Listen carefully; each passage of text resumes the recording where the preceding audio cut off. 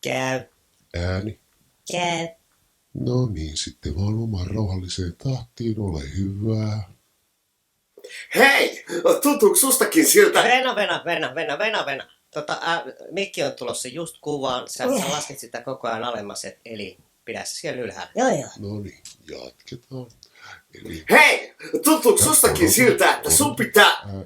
vasta sitten, kun minä sanon, ole hyvä, sinä tiedät tämän.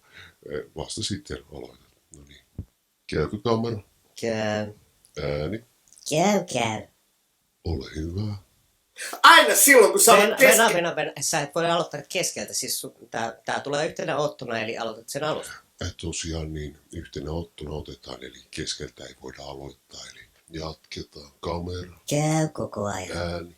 Joo. Hei, tuntuuko sustakin siltä, että aina silloin, kun sä olet keskipisteenä... Ja se Mikki on tulossa taas kuvaan sieltä. Tää on nyt, mitä tää on 50 otto, me ei ole syöty mitään koko päivänä, ja tää kestää ikuisesti, mä en jaksa pitää tätä täällä ylhäällä koko aikaa. No niin, meillä on raskas päivä takana, mutta otetaan vielä yksi otto. Minä luulen, että sitten ollaan purkissa. Kamera, Käy. ääni, Käy. ole hyvä. Hei, tuntuuko sustakin siltä, että aina kun sä olet keskipisteenä, sun pitää olla se reippain kaveri? Ja Mikki on tulossa taas. Mitä? Tekstailet sä No siinä?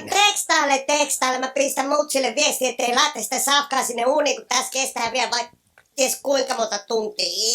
Voitettaisiko pojat vielä hetken aikaa keskittyä? Se oli tosi lähellä, että me päästiin loppuun asti tässä. Että mitä jos pidetään pieni tauko ja sen jälkeen Mulla on jatketaan? olkapäät ihan jumissa, kun ei pidetä minkäänlaisia taukoja. Sulla ei olisi olkapäät olkapäät varmaan jumissa, valmiina jos ja pitäisit mekkei sen vaan Mikin ikinä ulkona pääse kuvasta. Ja sitä syömään paitsi meillä on nyt just